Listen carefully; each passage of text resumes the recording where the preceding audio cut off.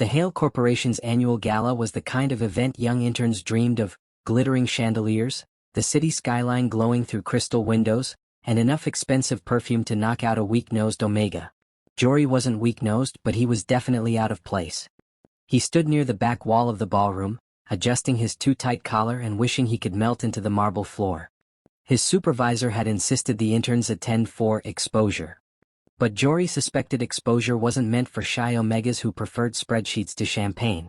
He tugged his sleeves nervously, trying to keep his breathing steady. His scent suppressants were working fine so far, but crowds always made him uneasy. And then he walked in. Marcus Hale, the Alpha CEO. 6'something, broad shoulders that could intimidate an entire boardroom, and a face carved in cold, calm perfection. His presence sent ripples through the ballroom as executives straightened, Omegas subconsciously lowered their gazes, and Betas whispered. Marcus didn't even look around. He never had to. The room adjusted itself to him. Jory swallowed, heart doing a quiet flip. Marcus had walked past him only twice in the office hallways, and both times Jory had nearly combusted. The man's aura was too intense, his scent too controlled, his eyes too sharp. Tonight, Marcus wore a black suit that probably cost more than Jory's yearly salary, and somehow he made it look effortlessly dangerous. Jory tore his gaze away, cheeks warming. Stop staring, you're just an intern. He won't even notice you. But someone else did. Jory, Layla, another intern and self-proclaimed gossip queen, slid beside him with a smirk. I saw that. You practically drooled. I did not, Jory whispered. You did. And honestly? Same. She giggled. Marcus Hale is unfairly fine. Jory shook his head. He's my boss's boss. He's not even on my planet. But as if on cue, Marcus's cold silver eyes swept across the room and landed on him.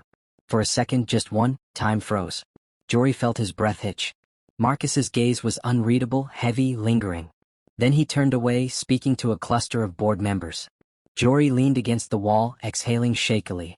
See. Layla nudged him. He noticed you. He notices everything, Jory muttered. That's his job. She hummed, unconvinced. Go get a drink. You look like you're about to faint. Jory gratefully took the escape. He wandered to the refreshment table, picking up a glass of sparkling punch. He didn't drink alcohol. Omegas and alcohol didn't always mix well with suppressants, but this seemed harmless enough. He took a sip. Sweet. Refreshing. Fine. But 2 minutes later the room began to shift, slowly at first, then violently. His pulse sped up. His skin prickled. His stomach twisted. No, not here. Not a mild one. Not a whisper. A full, overwhelming surge punching through his suppressants like they were nothing. Jory backed into a corner, gripping the wall, panicking. His scent was beginning to break, warm, sweet, blooming uncontrollably. Someone tampered with my drink. The realization hit him hard. He needed to leave. Now, Jory? Layla's voice floated over, concerned. You look pale, are you okay? I need air, he forced out. He pushed past her, weaving through the crowd, ignoring the confused glances from alphas nearby who were already reacting to his scent. He almost made it to the side exit when a strong hand caught his wrist. In turn. Jory froze. Marcus. The alpha towered over him, brows narrowed. What's happening to you? Jory shook his head frantically. I need to go. Please. But Marcus inhaled, and his expression darkened instantly. Heat, he said quietly. Not accusing, alert. Calculating. Jory felt humiliation burn through him. It's not, something's wrong. You're not safe in this room. Marcus's voice was low, controlled, but the faint edge of possessive instinct pulsed beneath it. He had already positioned himself between Jory and the crowd. Jory's legs trembled.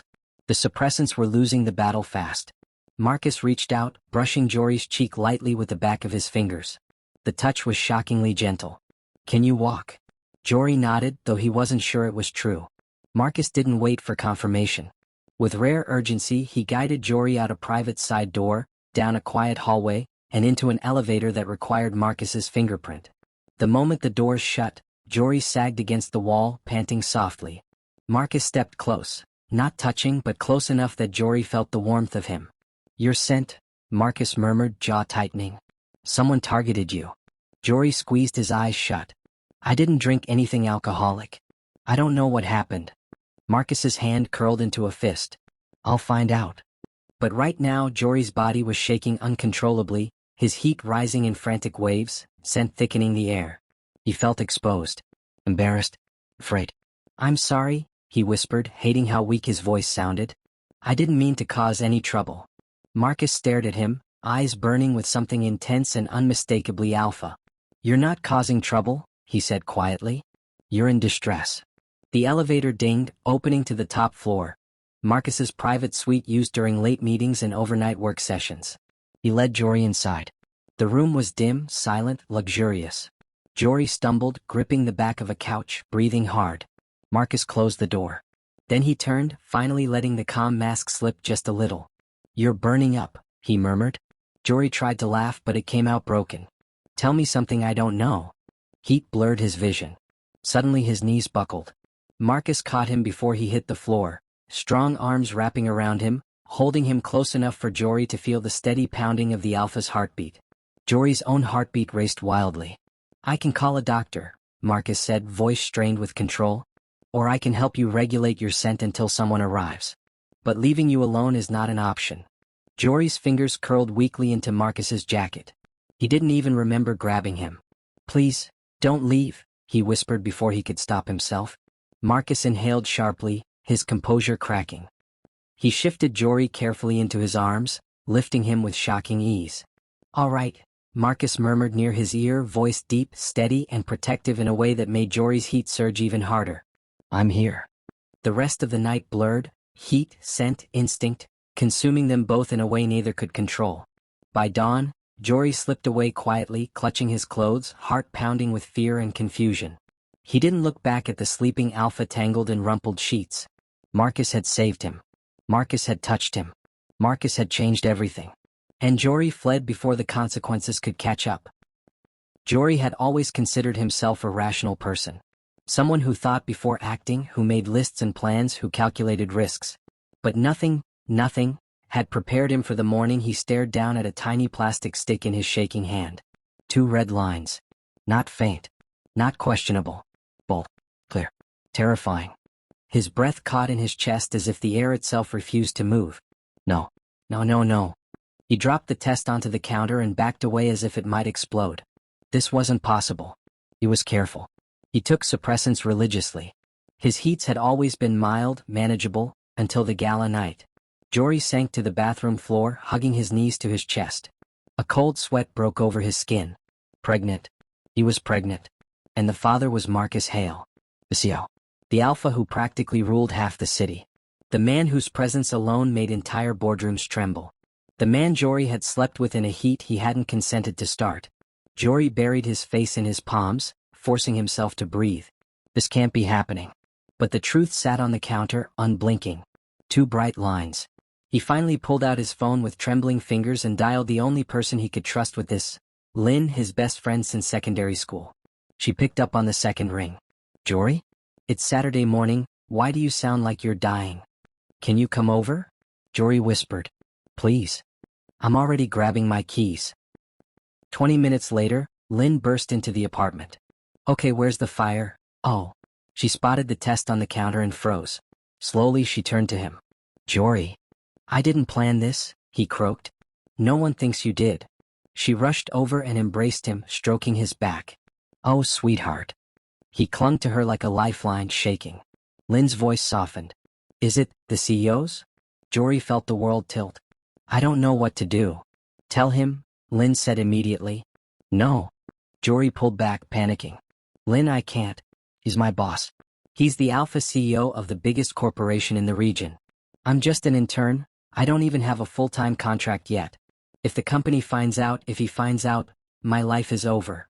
Lynn cupped his cheeks. You can't hide a pregnancy, Jory. I can for a while, he whispered. Lynn sighed but didn't argue further. She knew he was terrified. Okay, she said gently. But promise me you'll go to a doctor. You need to confirm it officially. Jory nodded, wiping his eyes. He didn't sleep the rest of the weekend. By Monday morning, Jory walked into Hale Corporation with a mask of forced normalcy.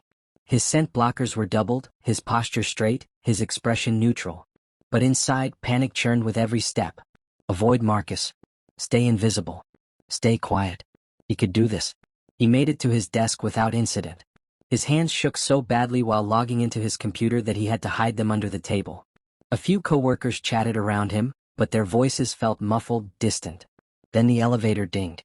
An instinctual shiver moved through the office. Marcus Hale entered the floor. Even before Jory looked up, he felt it, Marcus's powerful alpha aura sweeping through the space, the kind of presence that took control without effort. Jory kept his eyes glued to his screen. "Morning, Mr. Hale," employees murmured as he passed. Marcus gave clipped nods, until he reached Jory's row. Jory's pulse hammered. "Please keep walking. Please keep walking." In turn, Marcus's deep voice froze him in place. Jory looked up. Marcus stood in front of his desk, towering, cold, unreadable, but his eyes flicked over Jory with something else beneath the surface. Concern? Curiosity? Recognition? Everything in Jory tightened. "Morning, sir," he managed. Marcus's gaze sharpened. "My office. Now." A few coworkers exchanged looks. Jory's stomach dropped. He followed Marcus up to the 48th floor, private, quiet, intimidating. Marcus opened the door to his office, let Jory enter, then shut it behind them. Jory stood stiffly as Marcus circled him like he was analyzing a security breach. "You've been avoiding me," Marcus said at last. Jory swallowed hard. "I've just been busy." Marcus arched a brow. "Don't lie." Jory's throat closed. Marcus moved closer, too close, until Jory felt heat rising up his neck. Then Marcus inhaled subtly. The action was quick, restrained, but enough. His eyes darkened. "Your scent changed." Jory's knees nearly gave out. "No, please no." "It's nothing," Jory whispered, stepping back. Marcus didn't let him. He stepped forward again, caging Jory between himself and the desk. Not touching, but close enough that Jory felt the weight of his alpha pheromones. "Tell me what's wrong," Marcus said, voice low and commanding. "Something is off. I can smell it." Jory forced a steady breath. "It's stress. Workload. That's all." Marcus's jaw clenched, clearly unconvinced. "After the gala," Marcus continued softly, "you disappeared before I woke up." Jory's heart stuttered. "Don't think about that night." Marcus searched his eyes, expression unreadable. "I need to know that you're all right." The sincerity in his voice made Jory look away. "I'm fine," he lied again. "I don't want complications." Marcus paused. Then, with a surprising gentleness, he stepped back and gave Jory space. "If you ever need anything," Marcus said quietly, "you tell me." Jory nodded stiffly and left the office before he fell apart. But hiding a pregnancy wasn't easy. By the end of the week, the morning nausea came. The fatigue. The sudden scent fluctuations he struggled to mask. He pushed himself too hard. And people were starting to notice. Especially a jealous beta manager named Rowan, the type who hated Omegas and hated interns even more. One afternoon, Rowan cornered him in the copy room. "You've been acting strange," Rowan said with a sneer. "Running off looking sick, your scent going weird. What are you hiding, Omega?" Jory stiffened. "Nothing, sir." Rowan stepped closer. "If you're getting yourself into trouble, I'll find out. And trust me, people like you don't survive scandals in this company." A chill ran through Jory's spine. Then a shadow fell across the doorway. Rowan froze. Marcus stood there. His expression was cold enough to freeze an ocean. "Is there a reason you're towering over my intern, Manager Rowan?" Rowan paled. "And no, sir. We were just discussing work." Marcus's eyes sharpened. "Leave." Rowan practically fled. Marcus turned to Jory. But this time, concern wasn't concealed. It was raw. "What is going on with you?" Marcus asked, voice low. "I've been patient. I've respected your space. But you're hiding something and people are starting to notice." Jory's chest tightened painfully. Marcus stepped closer, gaze softening. "You don't have to go through anything alone," Marcus said. "Let me help." His voice, steady, deep, sincere, almost undid Jory. But he couldn't tell him. He couldn't risk the company. He couldn't risk Marcus deciding to take the baby away. He forced a weak smile. "I'm okay," Jory whispered. Marcus stared at him long enough to know it was a lie. And for the first time since the gala, Marcus's expression shifted into something dangerous. Determination. "I'll find out," Marcus murmured. "Even if you won't tell me." Jory's heart sank. Because hiding the pregnancy was about to get much, much harder. By the second week, Jory had perfected the art of pretending. Fake smiles, steady posture, carefully timed suppressants. oversized sweaters to hide the slight change in his stomach. Espresso shots became his best friend. Bathroom breaks became his escape route. But his body wasn't cooperating anymore. Every morning started with waves of nausea. Every afternoon brought dizziness. And every evening, exhaustion so heavy he could barely walk home. Still, Jory forced himself to keep going. He had to. There was too much at risk. He couldn't let Marcus find out. But Marcus was no fool. And worse, he was observant. It started with little things. Jory would leave his desk for a few minutes, and when he returned, there would be a bottle of water waiting. Sometimes crackers. Sometimes a warm cup of ginger tea. No note. No explanation. But the pattern was unmistakable. Marcus passed that hallway every morning. The CEO of Hale Corporation didn't bring snacks to people. He didn't even bring coffee to himself. His assistants did that. Yet here he was, hovering, watching, waiting, protecting. And Jory had no idea why it made his chest feel so tight. You're assigned to the executive floor starting today. The announcement hit Jory during a morning team briefing. His supervisor sounded almost apologetic. Mr. Hale requested you personally, she added quietly. Make sure you don't make any mistakes. Jory's stomach dropped. Marcus requested him? What? He tried to argue. Ma'am, with all due respect, I think another intern. She shook her head. This comes from the top. Don't question it. So Jory spent the next few hours packing his tiny desk into 3 folders and a plant he wasn't even sure he liked anymore. And when he arrived on the 48th floor, his anxiety doubled. The air smelled different here. Cleaner. Sharper. More alpha. Assistants worked in stiff silence. Executives moved like shadows. And at the far end, the CEO's office loomed like a fortress. Before he could even sit down at his new workstation, Marcus stepped out of his office. His silver eyes landed immediately on Jory. The reaction was subtle but unmistakable, a slight softening of his expression, the way his shoulders lowered a fraction. In turn, he said, "Come with me." Jory's legs felt like jelly as he followed. Marcus closed the office door behind him. "Sit." Jory obeyed, hands clasped tightly to hide the tremor. Marcus leaned against his desk, arms crossed, gaze pinned on him with unnerving focus. "Since you won't tell me what's happening, I'll just keep you close," Marcus said calmly. Jory's breath caught. Sir?" Marcus tilted his head slightly. "You're set. Your energy. Your health. Everything is changing. I can't ignore it." Jory's pulse pounded in his ears. "I'm fine," he insisted. "You're lying again." Marcus's voice was deep, almost gentle. And that made it worse. Jory looked away, biting his lower lip. He couldn't let Marcus see the fear swimming in his eyes. A long moment passed before Marcus spoke again. "You'll be working directly under me from now on," he said. "Shorter hours. No heavy tasks. No overtime." Jory's head snapped up. "Sir, that's not. I don't need special treatment." "It's not special treatment." Marcus held his gaze. "It's responsibility." The words made something in Jory's chest ache. Marcus didn't wait for him to argue. He turned to his computer and began assigning tasks. Jory's fate was sealed. He was trapped on the executive floor, trapped under Marcus's watchful eyes, trapped between fear and yearning. At lunch, Jory barely touched his food. His stomach wouldn't allow it. Marcus noticed, of course. "You didn't eat," the alpha said, not looking up from his paperwork. "I'm not really hungry," Jory replied softly. Marcus stopped writing. He raised his eyes slowly. "Eat," he ordered. "I can't." "You need to eat," Marcus said, voice lower now, laced with alpha command. Not enough to overwhelm, just enough to communicate concern. Jory stared at him helplessly. Marcus sighed, stood and walked around the table. He picked up the fruit cup, peeled it open, and placed it gently in front of Jory. "At least this," Marcus murmured. Jory's throat squeezed. Everything Marcus did lately was a mixture of frustrating and heartbreakingly kind. He picked up a piece of apple and forced himself to chew. Marcus watched until he finished half the cup, then nodded in satisfaction. Jory hated how warm that tiny bit of approval made him feel. But their fragile tension didn't go unnoticed. Especially by Rowan. The beta manager glared every time he saw Jory on the executive floor. He whispered to coworkers. He stared too long at the subtle changes in Jory's posture, at the scent blockers Jory reapplied, at the protective closeness between him and Marcus. One evening, just as Jory was packing his things, Rowan cornered him again, this time with a smirk instead of a scowl. Well, look at you." Rowan circled him like a shark. climbing floors and climbing beds. No wonder the CEO suddenly cares about an intern. Jory froze. That's not true, he said quietly. Oh please. Rowan laughed.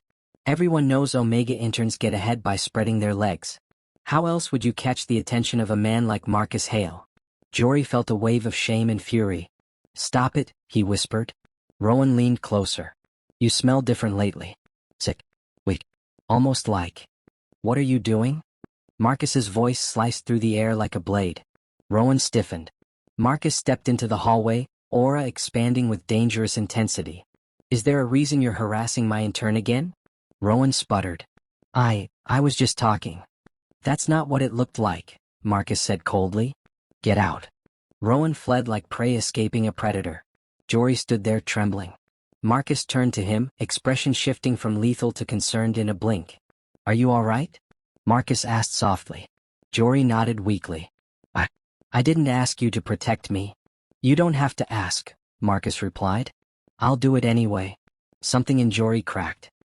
He looked up at Marcus, eyes shimmering with exhaustion. Why? Jory whispered. Why are you doing all this? I'm just an intern to you. Marcus's jaw tightened. You're not just anything, he said. You're the Omega who turned my world upside down at that gala. And I don't know why you're hurting, but I'm not letting you deal with it alone. Jory's breath caught. His heart thudded painfully. He couldn't handle this. He couldn't handle him.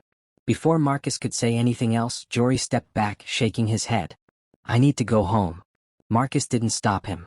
But his eyes followed Jory until he disappeared around the corner, full of unspoken questions, and something deeper. Possession. Concern. Instinct. Jory knew the truth. He was running out of time. His symptoms were worsening. His lies were unraveling. And Marcus was getting too close. Sooner or later, everything would break. Jory didn't remember falling. One moment he was standing in the glass conference room, presenting quarterly data to Marcus and the executive team. The next, the world tilted violently, lights blurring, voices echoing, his vision shrinking into a tunnel of spinning colors. Someone shouted his name. Someone else lunged. And then the floor rushed up to meet him. Darkness swallowed everything. Steady beep. Soft sheets. The faint sting of disinfectant. Jory's eyes fluttered open. He was lying on a bed. Not a hospital bed, but a private clinic room, dimly lit by warm lamps and with white curtains drawn around. He tried to sit up. A strong hand caught his shoulder. Don't. The voice, deep, calm, unmistakably Marcus, sent Jory's heart into a painful sprint. Marcus sat beside the bed in a tailored black suit, tie loosened, sleeves rolled up.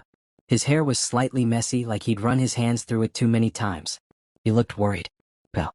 Angry. All at once. What happened? Jory whispered.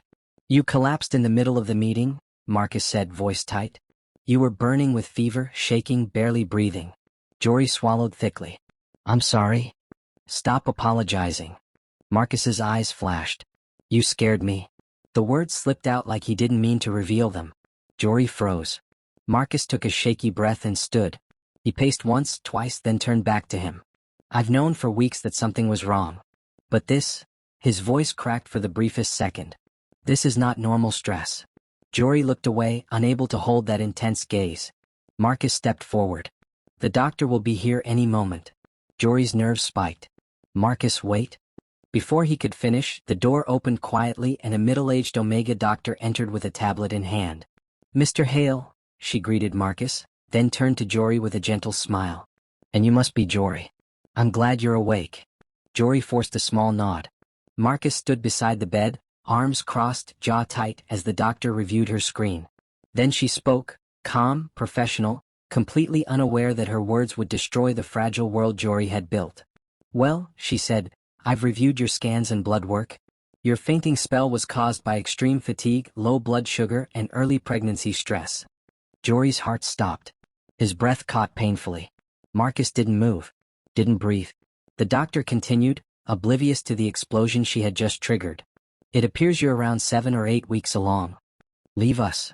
Marcus's voice was cold. Lethal. The doctor blinked, startled. Oh, of course. I'll give you 2 privacy. She slipped out quietly. The door closed with a soft click. Silence fell. Heavy. Dangerous. Suffocating. Jory's hands trembled under the blanket. Marcus didn't speak for a long time. He just stared at him with a storm behind his eyes. Then, how long? Not shouted. Not growled. But low, so low the room vibrated with it. Jory forced himself to breathe. A few weeks. Marcus's jaw clenched. Art. You knew. Yes. And you didn't tell me. Jory's throat tightened. Marcus. Marcus stepped closer, silver eyes blazing. You hid my child from me. Jory flinched. I didn't mean to, I was scared. Of me? Marcus's voice cracked. The hurt in it was far worse than anger. Jory swallowed. Of what it meant. Of everything. Marcus's breathing was uneven now. His alpha pheromones pulsed through the room, thick with emotion he was barely holding back. Jory forced himself to meet his gaze. I didn't do it to hurt you. Then why? Marcus demanded. Why would you run after that night? Why lie to my face for weeks? The truth clawed up Jory's throat. Because I'm nobody, he whispered. I'm an intern. A salary you don't even have to sign. And you're your Marcus Hale. The Alpha CO. The city practically belongs to you. Marcus stared stunned. Jory continued, voice shaking. If people found out you got an Omega intern pregnant, I'd be blamed. Fired. Ruined. And you'd take full custody because you're powerful enough to do that without blinking. Marcus took a step back like Jory had slapped him. You think I'd take the pup away from you? He sounded devastated. I didn't know what you'd do, Jory whispered. I didn't know if that night meant anything to you. Marcus's nostrils flared. It did. Jory froze. Marcus ran a hand through his hair, pacing again. I've been losing my mind since that night. I felt the bond forming and you were just gone. And then you started acting sick, hiding from me, looking terrified every time I came near you. I wasn't terrified of you, Jory said quickly. I was terrified of what this would do to your life. Your company. Your reputation. Marcus stopped pacing. What about your life? He asked quietly. Did you think I'd let you go through a pregnancy alone? Jory opened his mouth, but no sound came out. Marcus approached the bed slowly as if afraid of breaking him. He sat on the edge, eyes softer now, but deep with emotion. You're carrying my child, he said faintly. You think I wouldn't protect you with everything I have? Jory felt tears prick his eyes. I didn't want to trap you. You didn't trap me, Marcus murmured. You changed me. There's a difference. The sincerity in his voice shattered what little composure Jory had left. A tear slipped down his cheek. Marcus's expression softened instantly. Hey! He reached out hesitantly, brushing the tear away with his thumb. Don't cry. Jory shook his head. I thought you'd be furious. Oh, I am, Marcus admitted. But not at you. Then who? Whoever drugged your drink that night, Marcus growled. Whoever made your heat spiral out of control. Whoever put you and our pup at risk. Jory's breath hitched. Marcus continued, voice trembling with barely restrained protectiveness. I'm going to find them. Jory stared at him, really stared. Not as his boss. Not as the intimidating Alpha CEO. But as a man whose entire world had shifted. Marcus took his hand in his own, warm and careful. You should have told me, Marcus whispered. Not because I deserve it, but because you shouldn't have gone through this alone. Jory's chest ached. I didn't want to be a burden. Marcus leaned closer. You're not a burden. You're the Omega carrying my child. There's nothing in my life more important than that. Jory's heart broke and healed in the same breath. Marcus stood slowly. I'll take you home. You're not going back to work for a few days. I can walk, Jory murmured. Marcus shot him a soft glare. You fainted. In my meeting. I'm carrying you. Before Jory could protest, Marcus scooped him up with effortless strength. Jory's face flushed as Marcus held him close against his chest, warmth radiating through him. Marcus's voice was soft against his ear. No more lies, he murmured. No more hiding. You and our pup are mine to protect now. The words echoed through Jory's heart long after Marcus carried him out of the clinic, into a future he wasn't sure he was ready for, but one he suddenly desperately hoped he could face with Marcus beside him. The morning sunlight crept into the penthouse bedroom, brushing warmly across my eyelids. For a moment, I didn't know where I was. The sheets beneath me were softer than anything in my tiny apartment, the air smelled faintly of cedar and expensive cologne, and an unmistakable alpha warmth pressed around me like a protective cocoon. Then everything rushed back. Marcus carrying me out of the gala. Marcus laying me on his bed. Marcus holding my face, whispering, "You're mine." Marcus kissing me until the world stopped. And the baby between us. I sat up too quickly. A sharp pang tightened low in my stomach, not painful, just a reminder. My hand flew to it instinctively. The panic came next. What now? Behind me, sheets rustled. A strong arm circled my waist, pulling me gently back to the warmth I'd tried to leave. Where do you think you're running off to? Marcus' voice was still thick with sleep, but even half awake, he sounded amused and possessive. I froze. I wasn't running. He opened his eyes and looked straight at me. Those silver irises, always too sharp, softened as they lingered on my face. You're thinking loudly, he murmured, brushing a thumb under my jaw. Sit. Talk to me. I swallowed. Talking was exactly what I'd been trying to avoid. But I owed him the truth, no more running. I shifted until I was sitting at the edge of the bed. Marcus followed, sitting close enough that his thigh pressed against mine. His scent, storm rain and pine, was grounding but also overwhelming. What happens now? My voice cracked embarrassingly. With us. With the baby. With everything. Marcus didn't answer right away. Instead, he gently tilted my chin until I had no choice but to meet his eyes. What would you want to happen, Jory? The question punched through me. No one had ever asked me what I wanted. Not my parents. Not my old pack. Not my ex, who only ever saw me as a responsibility, a duty, a burden. But Marcus wasn't like them. I hesitated, breath catching. I want my baby to be safe. I want to keep my job. I want time to figure things out.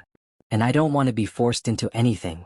Marcus' expression tightened, like some part of my words physically hurt him. You think I'd force you? You're an alpha CO, I whispered. You don't hear no very often. His jaw clenched, but not with anger. With restraint. He reached for my hand, slowly giving me time to pull away. I didn't.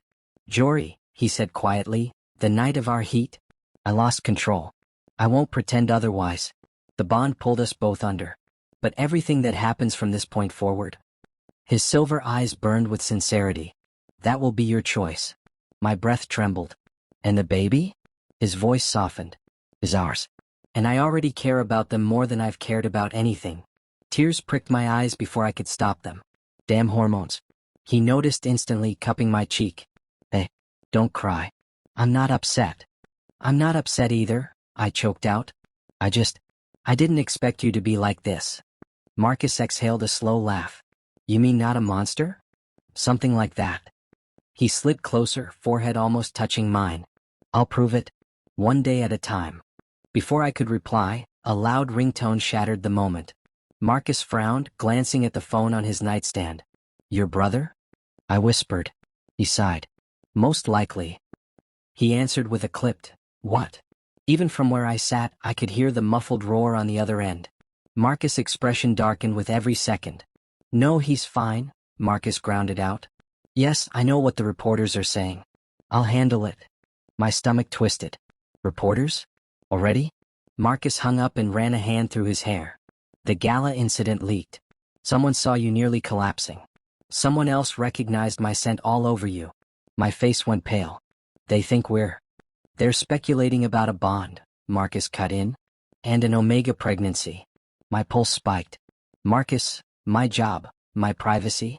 He took both my hands in his, firm but not trapping. Breathe. I did. Slowly. Shakily. We can control the narrative, he said. We say nothing for now. No confirmation. No denial. That won't stop the gossip. It will, however, he murmured, eyes dropping to my stomach. Keep our baby safe until I can secure full protection for you. Protection. A private medic, he listed. Secured transportation, a scheduled change, a temporary relocation if needed. It sounded intense. Overwhelming. Almost too much. Marcus, I said softly, I can't disappear. People will ask even more questions. He looked frustrated, not at me but at the entire world. You're right. His hand moved to my back, rubbing slow circles. But I'm not letting anything happen to you or the little one. I won't lose either of you. I stared at him, feeling a strange warmth spread through my chest. Something that felt dangerously like trust. And the office? I asked. You'll take on the remote-capable tasks. I'll make sure you're not overworked. I blinked. You'd do all that? For you? His voice was low, unguarded. I'd do far more. He meant it. The certainty in his tone made my throat tighten. Then, unexpectedly, Marcus' expression shifted, turning almost shy. There's something else. What? He hesitated. Marcus Hale, Alpha CEO and nightmare of the corporate world, hesitated. I want you to stay here. My heart stopped. Just until things settle, he added quickly. You'd have your own room, your own space, full privacy. I'd feel better if you were close. Close. The word echoed through my chest. Living with Marcus, seeing him daily, feeling his presence everywhere. It was a dangerous idea. It was an intimate idea. But it was also safe, warm. And a part of me, the part that had been exhausted and lonely for most of my life, ached for that safety. Can I think about it? I whispered. Of course. He brushed a kiss across the back of my hand. Take as long as you need. His gentleness was going to be the death of me. Later that afternoon, after a long shower and a small meal Marcus insisted I eat, I found myself standing by the penthouse window, watching the city stretch out below. My hand rested on my still flat stomach. I wasn't alone anymore. My decisions weren't just mine. The soft sound of footsteps approached. Marcus stood beside me, not touching, just sharing the view. I talked to HR, he said quietly. Everything's arranged for your workload shift. I nodded. Thank you. He turned his head slightly. You're welcome. Silence stretched, comfortable but charged. Marcus, I said finally, if I stay here, will it change things between us? He studied me for a long, thoughtful second. Yes, he said honestly. But only in ways you choose. My heart thudded. What if I choose wrong? He moved closer, close enough that his scent gently wrapped around me, steady and grounding. Then we figure it out together. My breath hitched. Jory, Marcus whispered, I'm not asking for a mate bond. I'm not asking for forever. I'm asking for today. And tomorrow. And the chance to take care of you both. I closed my eyes. And just like that, the last of my fear cracked open. Okay, I said softly. I'll stay. Marcus released a breath, like he'd been holding it for hours, then wrapped me in his arms, pulling me against his chest with a relief so immense it felt like a vow. His voice rumbled against my ear. Good. Because I'm not letting you go again. And for the first time in a long time. I didn't want to run.